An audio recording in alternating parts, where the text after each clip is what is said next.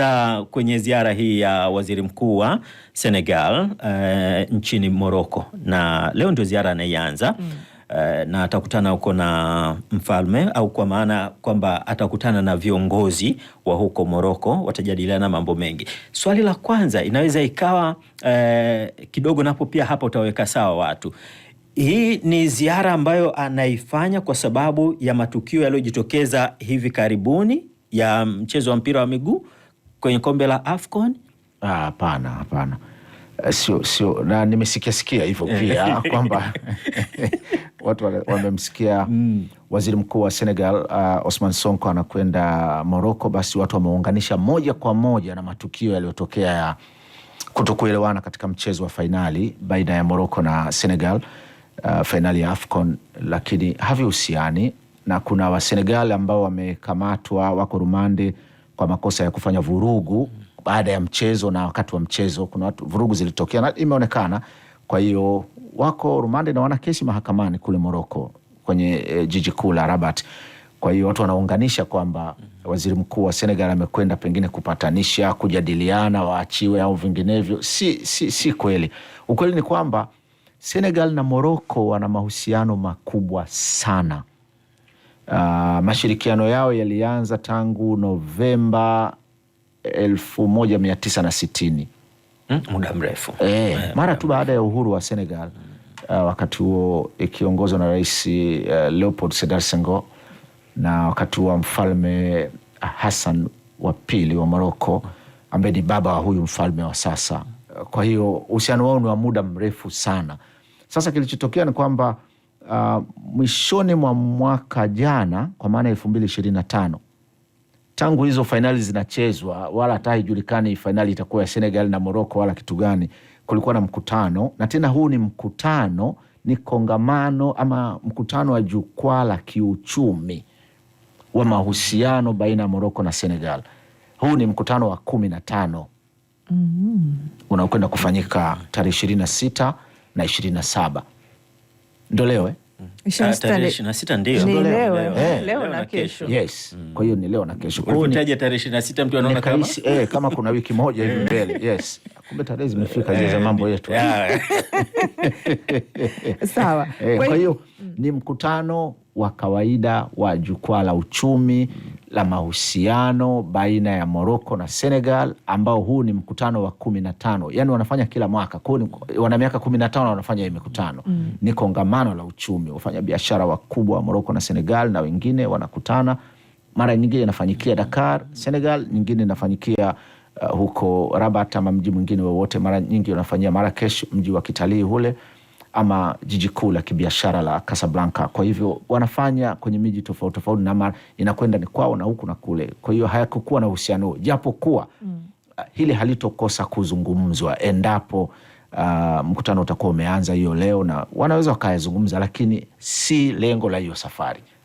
Na kwa mantiki hiyo, hakuna namna yoyote ambayo hiki ambacho kimetokea kinaweza kikatikisa uhusiano wa hao mafahari wawili. Uhusiano wala hujatikisika, ni wananchi tu. Unajua kilichotokea hii dunia ya sasa pili na madege ime kuna msemo huo anautumia, anasema dunia imevaa bukta. Yani imebaki waziwazi, yani ipo tu, yani kulingana na mambo ya mitandao. Kwa wananchi ndio unaona kama wanasigana wao, kutupiana maneno, kupigana vijembe mitandaoni, vitu kama hivyo, utani na masiara. Utaona wa Morocco wengine wanasema sisi tuhame Afrika, tuachane na Waafrika, turudi zetu, tujiunge na dunia ya Kiarabu, ama tuende zetu Ulaya. Vitu vya namna hizo. Mnakwenda Ulaya vipi? Na nyinyi wa Afrika. Nyinyi mpo huko Afrika. Unaona, wa Senegal anaambia mkitaka hameni, nendeni na nini, vitu kama hivyo. Kwa hiyo ni utani mwingi. Sasa watu wasioelewa mambo wanayazoa mpaka kwetu Afrika Mashariki, Tanzania humo, mtu anayazoa na yeye anaeneza anavyojua yeye kwamba uhusiano umeparanga. Sio kweli. Na ndo sababu baada ya hizo heka za mitandao kuzidi kule Morocco, ukweli walikasirika wa Morocco kwa maana ya wananchi, na mfalme mwenyewe akaamua kuzungumza juzi hapa, akasema kwamba uhusiano wa Morocco na ndugu zao wa Kiafrika utaendelea kuwa imara sana, bila kujali yaliyotokea katika mchezo ule dhidi ya Senegal, mchezo wa fainali. Kwa hiyo pamoja na mambo mengine uhusiano wao umeendelea, na juzi walizungumza kwenye simu baina ya waziri mkuu wa Morocco Aziz na waziri mkuu wa Sonko wa Senegal kupanga mkakati wa mikutano yao. Kwa hiyo mambo yameendelea, japokuwa kweli kwamba wa Senegal walipelekwa mahakamani juzi na watarejea tena tarehe 20 ngapi, sikumbuki 29 siku ngapi. Kesi inaendelea.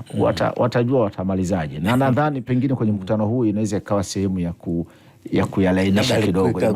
Watu wa michezo wanajua akili zao tena, na mara nyingine kunakuwa na tafrani hapa na pale, lakini mahusiano yao ni makubwa na ni nchi ambazo ziko karibu sana, Senegal na Morocco. Tuangalie sasa Morocco yenyewe na Afrika na nchi nyingi za Afrika. Kuna wakati ilikuwa kama Morocco haisikiki hivi kusikia kwamba kuna kiongozi amefanya ziara kwenda huko, au kama kuna yoyote kutoka Morocco, kiongozi yoyote kutoka Morocco naye amekwenda ziara, mara chache, lakini sasa naona kama imeibuka hivi. Ni kweli Madege. Kwa wasiotambua hili ni kwamba Morocco ni moja ya mataifa tajiri sana hapa barani Afrika. Ni nchi ya 3 sasa hivi baada ya Afrika Kusini na Misri, inakuja yenyewe kiuchumi, msuli wa kiuchumi na utajiri, na hata kuna matajiri wengi pia. Alafu inakuja Nigeria na wengine hapo, wale wenye misuli yao mikubwa. Lakini Morocco chini ya mfalme Hassan wa pili ilikuwa na mafungamano makubwa sana na nchi za Marekani, na ikaipuuza kwa kiasi kikubwa Afrika, kwa sababu Morocco mgogoro wake mkubwa sana ni yenyewe kuikalia kimabavu Sahara Magharibi, Sahrawi, ambayo iko kusini mwa Morocco. Morocco ni si nchi kubwa, ni kanchi tu kawaida hivi, lakini ina ugomvi na uhasama mkubwa na jirani yake mkubwa Algeria na wengine upande wa nchi za Kiislamu, kwa sababu kwa nini unawang'ang'ania hawa? Nje ya hapo Morocco ikakaliwa kooni kweli kweli na viongozi wa mwanzoni wa Kiafrika, akina Julius Nyerere na wengine wengi, kwamba lazima muachie uhuru watu wa Sahara, msiwang'ang'anie hivyo. Na kwa hivyo mgogoro ulivyokuwa mkubwa, Morocco ikakosa pumzi kabisa, ikafika mahali mwaka 1984 ikajiondoa kwenye Umoja wa Nchi Huru za Kiafrika, OAU. Ikajiondoa, ikaishi maisha yake iliyoyataka yenyewe, haikutaka tena uhusiano na nchi za Kiafrika. Kwa hiyo iko kama imejibana, imejificha hivi, imekwenda hivyo, na mahusiano yake makubwa ikiwa na jirani zake wa ng'ambo ya bara, kwa maana ya ng'ambo ya Atlantic ya Mediterranean pale na Pacific, ambao ni Hispania na Ureno, ndio nchi majirani zake kwa kaskazini sasa baada ya bahari. Kwa hiyo na wengine ilikuwa ni Marekani imewashikilia kwa muda mrefu, na kwa kiasi Uingereza, lakini wameishi hivyo. Kufariki kwa mfalme Hassan mwaka 99 na kuingia kwa mfalme mwanaye mkubwa huyu Mohamed, ambaye alipewa baada ya kuwa mfalme, sasa unapewa na jina la, unajua wanafanya hivyo watu wafalme mara nyingi, unapewa na kama hivyo hata kwa papa papa wa Roma anapewa na jina lao pengine la urithi na la fulani hivi na nini, kwa sababu kulisha kuwa na Mohamed huko mwanzoni. Sultan Mohamed alikuwepo wa mwanzo kabla, wakati wa zile vurugu mwaka 1666 kulikuwa na ndio ufalme ulikuwa umeanza pale, wao Waalawi. Hii ni kabila lao, ni Waalawi hawa, walivyochukua ile kwa nguvu kuwashinda wenzao. Kwa hiyo wamekaa mamlakani kwa muda mrefu, ndio mpaka leo hawajatoka tena. Kwa mfalme Mohamed ndio baba wa mfalme Hassan, ambaye alikaa mamlakani na vurugu za vita ya dunia ilivyoingia pale mwaka 53 akakimbia, akazidiwa, lakini wakapambana, akarudi mwaka 56 tena, maisha yakaendelea mpaka alivyofariki, akaingia mwanae Hassan wa pili, naye amefariki 99, akachukua mwanae mkubwa mfalme Mohamed wa 6. Hapo sasa huyu Mohamed wa 6 sasa huyu ni kijana, aliingia na miaka kama 36 na alizaliwa mwaka 63, kwa sasa ana miaka kama 62 hivi. Alizaliwa mwezi Agosti. Sasa yeye alisoma Marekani na anapiga huko Uingereza cha maana, yuko vizuri ni kama msela hivi na nini. Sasa huyu alikuja na mawazo tofauti. Kwanza, miongoni mwa pili, mnasemaje ile mnasoma masters, wanasema wanafanya research unafanya research. Research yake alifanya mahusiano ya Afrika na Ulaya na maeneo mengine duniani na Morocco inavyoweza kunufaika, ndio research aliyofanya yeye, na ndo sababu ameingia yeye akaleta mabadiliko makubwa sana ya kimuundo wa Morocco na hasa kwenye maisha ya kawaida na mustakabali wake katika mahusiano ya kimataifa. Alivyoingia akaleta mahusiano na nchi zingine, akasema hatuwezi kuendelea hivi, lazima turudi kwenye Umoja wa Afrika na turudi kwenye ramani yetu kwenye nyanja zote. Kwa hiyo walitafuta wataalamu wa kiushauri kutoka Marekani, wakawashauri. Kwa sasa wameingia kwenye ushauri mambo mengine ya kimaendeleo, lakini wakati ule kwanza tunarudije Afrika, wakaomba kurudi. Mwaka 2016 wakapewa ushauri, kuna maeneo andikeni barua muombe kurudi. Wakaandika barua AU, wakaambiwa tutawajadili 2017 Januari. Kwa hiyo mwaka 2016 mfalme wa Morocco Mohamed alifanya ziara kwenye nchi nyingi barani Afrika kutengeneza ambazo zina ushawishi kwenye Umoja wa Afrika, ikiwemo Tanzania. Ndio alikuja hapa kama mnakumbuka mwaka 2016 nafikiri mwishoni 17 mwanzoni hivi. Alivyokuja ilikuwa ni katika mkakati wa kuiomba Tanzania kuwa miongoni mwa nchi wawapigie debe, jamani mtusaidie tukubaliwe. Na wakatoa ahadi nyingi hapa. Sisemi ni hongo, hapana, lakini tuko pamoja, tutawasaidieni na nyinyi hapa na pale, tutajenga uwanja Dodoma, uwanja hujajengwa. Lakini walitujengea msikiti mkubwa sana pale na unaitwa Mohamed wa Sita na pale Kinondoni makao makuu ya BAKWATA. Lakini wakati anakuja hapa alikuwa ametoka Rwanda, na alivyotoka hapa akaenda Ethiopia makao makuu ya AU, lakini alikwenda Ethiopia kwa Abiy Ahmed, hakwenda Ethiopia kwenye makao makuu ya AU. Kwa hiyo wamezunguka nchi nyingi Afrika kutengeneza ushawishi, na mpiga debe mwingine mkubwa wa kwao alikuwa ni Macky Sall, rais wa Senegal. Kwa hiyo amehangaika, akafanya mpango au akarejeshwa Afrika. Kwa hiyo walivyorudi, pamoja na mambo mengine, wakashawishi baadhi ya nchi nyingine kwenye kutia nguvu katika hali yake ya ustawi kati yao na ndugu zao wa Sahara Magharibi ya Sahrawi.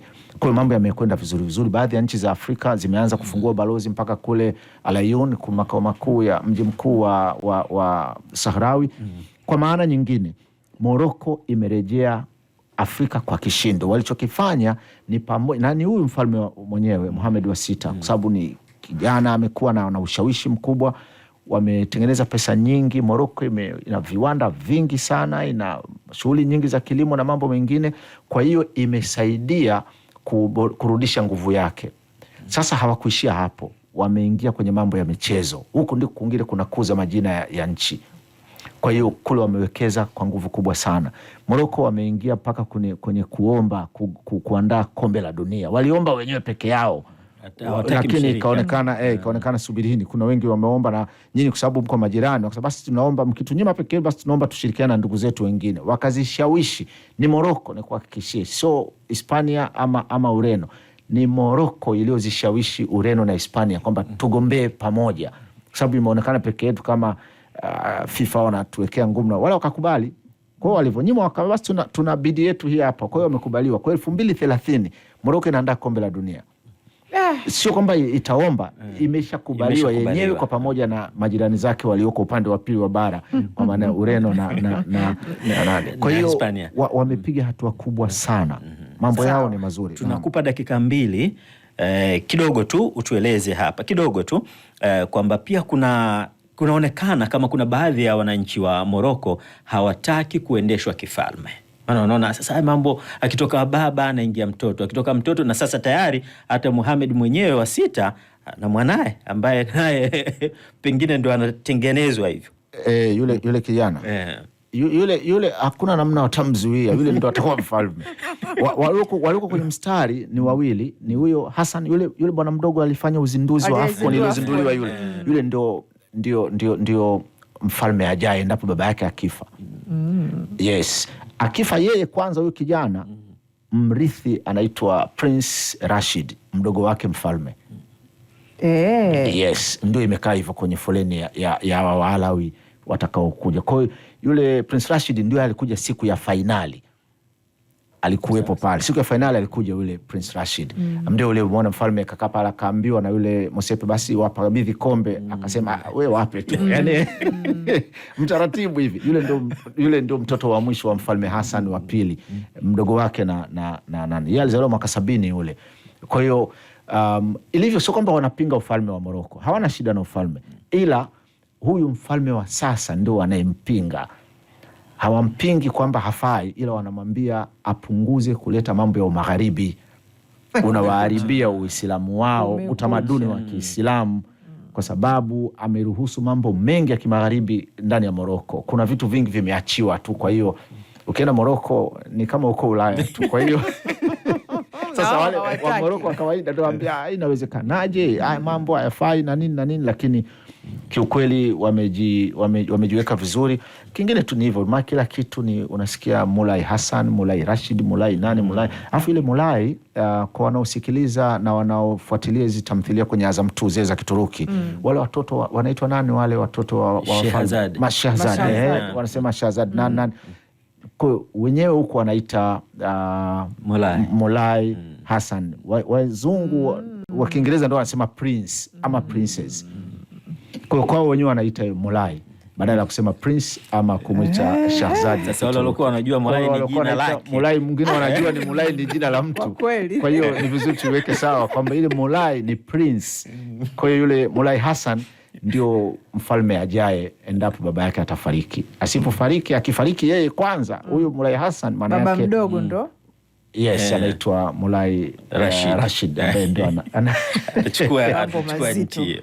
Sawa, tunakushukuru sana kamarada kwa namna ambavyo umefafanua na umeyaweka mambo vizuri. Kila mmoja sasa naamini hapo alipo atakuwa ameelewa kwa kutuo kabisa. La msingi tu ni kwamba Senegal na Morocco ni nchi zinategemeana sana, na Morocco mwenyewe sasa hivi wana mradi mkubwa wa tunaita nini ya bomba la mafuta la urefu wa kilomita 5,000 kama na 600 mpaka 6,200 hivi, linatoka Lagos Nigeria, linatembea kwenye zile nchi zote za magharibi pembezoni mwa bahari ya Atlantic kwenda mpaka Rabat, lakini hili lina lengo la kuvuka kwenda Ulaya, na sababu kubwa ni kwenda kuziba gap ama tunahitaji Kiswahili kizuri, pengo la gesi ya Urusi ambayo imeingia vikwazo vingi barani Ulaya. Unaona wazungu baada ya Urusi kumvamia Ukraine, ndugu yake Ukraine, wazungu wengi wakagomea tena gesi yake na vikwazo vingi. Kwa hiyo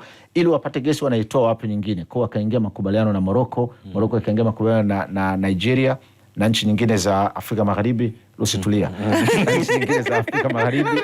Kwa bomba lile linatembea urefu huo kando ya bahari, kipita kwenye miji mikubwa na nchi zote zoko pembezoni mle mwa Afrika, na Senegal ikiwemo, ambayo yuko kwenye msururu huo wa nchi za magharibi kule.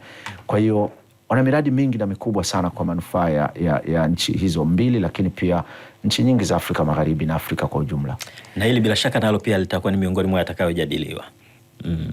Ni biashara lazima wameanza mwaka jana, wameanza miaka ya karibuni na mwaka jana, lakini bado liko kwenye hatua za awali sana ya. Sawa, tunakushukuru kamarada. Shukrani.